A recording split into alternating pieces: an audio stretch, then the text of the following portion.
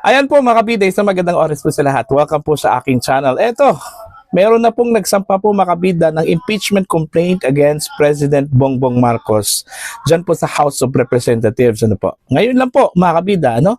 At ito po ay inendorso po mga kabida ng Pusong Pinoy Party List. Okay? Akala ko ba sa 26 pa po, ano? During the opening, ano?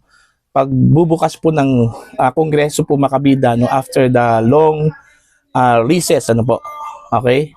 Tsaka pa po mayroong magsampa po ng complaint ano, against the president, pero mas napaaga ata ano, mga kabida. Okay? Mas naunahan pa po itong si Vice President Sara Duterte, ano po, na?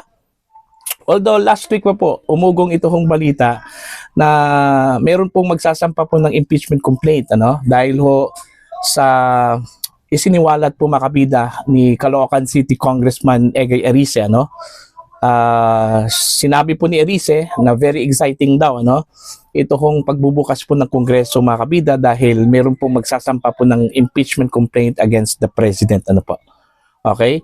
Una hong naraman po natin na isa po sa mga grounds daw makabida na kanila hong pinagbasihan, ito hong betrayal of public trust, ano?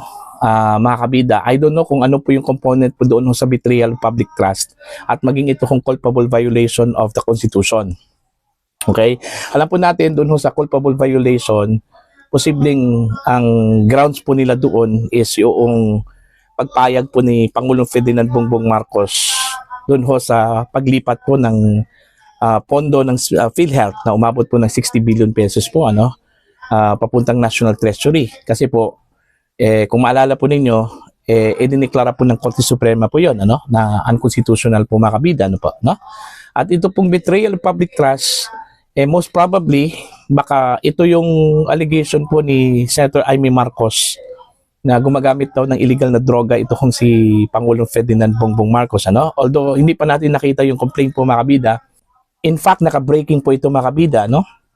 Sa inquirer.net itong pagsampa po ng impeachment complaint, ano, diyan po sa House of Representatives. So, abangan po natin to kung meron pa bang hahabol po dito, ano? Kasi sa sinabi po makabida ni Congressman Egay Erice na pagbubukas daw ng Kongreso ngayong January 26, tsaka pa po meron po mag-file po ng complaint, impeachment complaint against the President. Alright? At titingnan po natin kung ito po ba ay susuportahan po ng mga kongresista dyan po sa House of Representatives. Kung maalala po ninyo, nauna na pong nagpahayag itong National Unity Party mga kabida, no? Na hindi po sila susuporta dito sa anumang impeachment complaint na ihahain po dyan sa House of Representatives against President Marcos.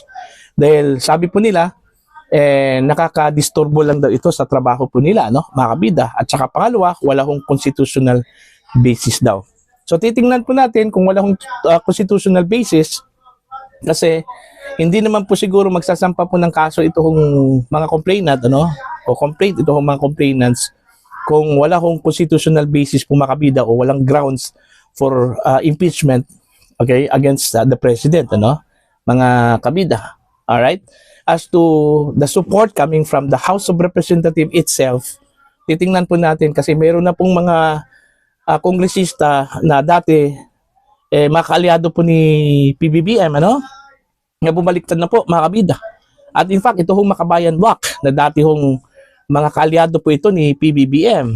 Ngayon, gusto na po nilang ipa-impeach ito hong si Pangulong Marcos kasi po may basihan daw, ano? Na ma-impeach ito hong si Pangulong Marcos. Okay, kung magkaganon, possibly, kung matutuloy man po ito hong impeachment complaint against Vice President Sara Duterte by next month, ang mangyayari po dito mga kabida, yung dalawa sa pinakamataas na opisyal po ng bansa, ang presidente at saka vice presidente, maharap po sa impeachment complaints mga kabida. Okay? Kung mangyayari po yan, ang laki ho ng trabaho po ng Kongreso dyan, ano? Ng House of Representatives bilang mga prosecutors at ang Senate bilang mga kuwes, ano, mga judges po makabida sa magiging impeachment trial, ano, dito ho sa dalawang pinakamatataas na opisyal ng ating bansa. So, titingnan po natin kung sino po ang uusad na complaint dito. Ito hong kay Pangulong Marcos or ito hong kay Vice President Sara Duterte, mga kabida. Okay? And since alam po natin, dyan po sa House of Representatives, majority of the members there are allied of the President. So mas malaki yung chance po, mga kabida, na maibusura po itong reklamong ito, ano? Kaysa dito ho kay Vice President Sara Duterte. So titingnan po natin ito, ano, mga kabida. Eka nga, ang sabi po nila, the ball is round. So baka naman po meron pong twist po dito, ano, mga kabida. Malay po natin, baka ma-surprise na lang po tayo na pagdating ho ng Pebrero, instead na ibasura po ito hong kay PBBM, baka ito po ay matutuloy po, ano, mga kabida. Okay, uusad po ito kaysa dito ho kay Vice President Sara Duterte. Remember, ngayong taon 2026 kinukonsidera na po, mga kabida, bilang taon po ng political positioning, ano, para ho sa 2028 presidential elections. At marami hong naniniwala na hindi ho isusugal po ng mga politiko yung kanila hong mga political careers, ano, para ho sa 2028. Kung mayroon man po silang balak na tatakbo sa 2028, mga kabida, kung susuporta po sila kay Pangulong Marcos na napakababa na po, ano, bumagsak yung kanyang trust rating at hindi na halos pinaniniwalaan po, mga kabida, ng taong bayan. Para po sa inyo, ano po ang inyong opinion at pananaw dito, ano? Please comment down. Sa mga hindi pa po subscribers sa channel, please subscribe. Just click the subscribe button, click the notification bell, click all para updated po kayo, mga kabida, sa aking mga uploads. Maraming salamat po sa inyo lahat.